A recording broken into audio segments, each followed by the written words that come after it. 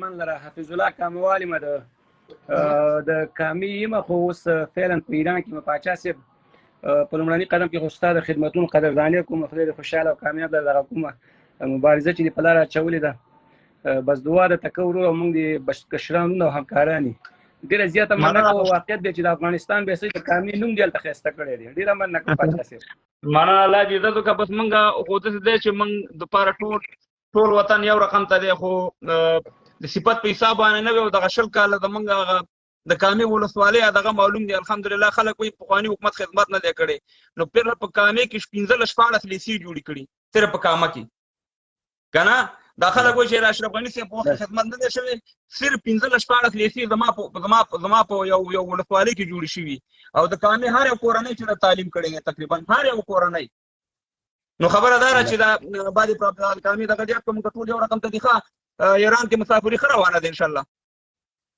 بس پاچا صاحب مسافري بس ښه خو بس ښه به ورته ووایو نو ښه ده بده نه ده. بس الله عمل شه. نو په موضوع خبرې کړې که همداسې د وطندار کلیواره پاچا صاحب قربان دي شم، زه خو اوس مې وکتلې که نه اوس په لین کې شم موضوع نه خبر نه یم موضوع د څه په اړه باندې. ښه موضوع داسې ده. وعلیکم السلام وروره بخیر رالې لږ صبر وکړه ښه چې ډېر ځای خبرې وکړو زړګیا. ښه صحیح ده. او موضوع داسې ده چې پاکستان کوشش کوي چې تاجکستان ازبکستان ته ځان ورسوي. دلته د بدخشان او دغه ترمنځ د موږ چین دغه دی دلته دغه غواړي چې دغه طرف باندې لاره پیدا کړي. خو پاکستان خو موږ ته معلوم دی چې د هغې خو ټول عمر یې په دوکو ټول عمر یې په چل ول تېر کړو. د حکومت خبرې کوم، د فوج خبرې کوم، یا د پنجابي خبره کوم، هغه خو دغه خبره چې بیخي یو ویل چې الله یو د یقین پرې وکړه نور په یو شي باندې یقین مه کوه، ځکه تاریخ یې معلوم دی چې تاریخ یې دروغجن تاریخ دی. نو خبره دا ده چې اوس دوی غواړي چې د دغه طرف نه لاره پیدا کړي او متقي صاحب داسې اوازې چې متقي صاحب بله ورځ سره د پاکستان بعضې کسان ورسره تللی دی او په دې باندې خبرې روانې دي چې پاکستان ته لاره وکړي. که دا خبره رښتیا وي طالب خو حق نه لري چې په دې باندې ته راشي متقي صاحب یا پاکستان سره دا معامله وکړي چې یاره دا تاجکستان ازبکستان ته دغه شي. ډېره زیاته مننه پاچا صاحب. وګورو د تاریخ نه چې وګورو دا خو تا خپله دغه سوال ته جواب چې پاکستان هېڅ کله موږ ته مخلص نه دی پاتې شوی. هغوی که په هر قسم باندې وي هغه خپل مفاداتو ته ځان رسوي. دې کې یوه لویه فایده پرته ده چې افغانستان تل دپاره ذلیله وي، تل دپاره خوار وي او د هغوی د زیریدس وي. تل یې دا کوشش کړی دی. پاتې شوه د متقي صاحب خبره. متقي صاحب خو زموږ او ستاسو وزیر خارجه دی، یو واکمن دی. د هغوی نه د ټولو طالبانو نه موږ دغه غواړو.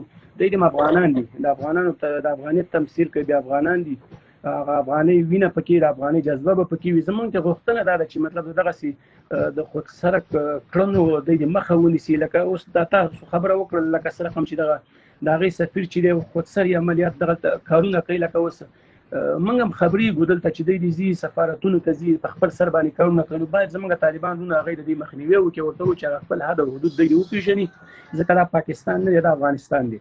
که یو افغان ژوندی وي هېڅ بلین هر څه برداشت کولی شي. جناب پاچا صاحب خو دا نشي برداشت کولی چې د پاکستان مداخله او یا هغوی د لاس راتېر کړي په افغانستان کې د هغوی دغسې خودسري کارونه وکړي.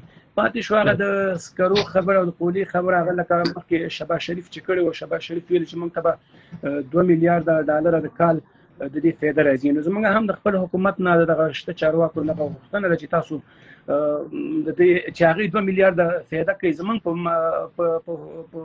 وطن کې هغوی د فایده بلکل دوه ارب یې ښودلې وې دا د ډوډۍ د دوی نه باید دې ته ډېر زیات متوجه شي. صحیح شو. وطندار ډېره مننه. خوشحاله آباد صاحب نور کسان هم راواړم، سلامونه هم کوه.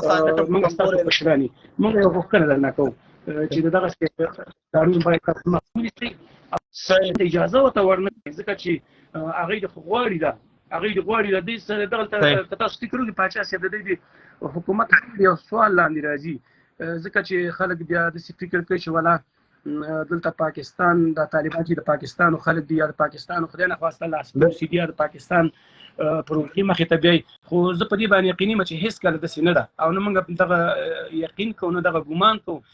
که داسې ویم نو موږ دا ګمان نه کوو، ځکه چې دوی د هر رقم د افغانان دي او د افغان په سلو کې یو فیصد هم پکې د افغانیت وي هغه هیڅ کله دا نشي برداشت کولی چې پاکستان دی په افغانستان باندې حکمراني وکړي یا دې دغه ته لاس وهنه وکړي. بالکل صحیح خبره. ډیره مننه کلیواله، خوشاله آباد اوسئ، ښه وخت ولرئ. پاچا صاحب قدرمن اوسئ، خوشاله اوسئ، انشاءالله بیا به هم د خیر سره ملګري کېږو، کامیاب اوسئ، خوشاله یم. سلام.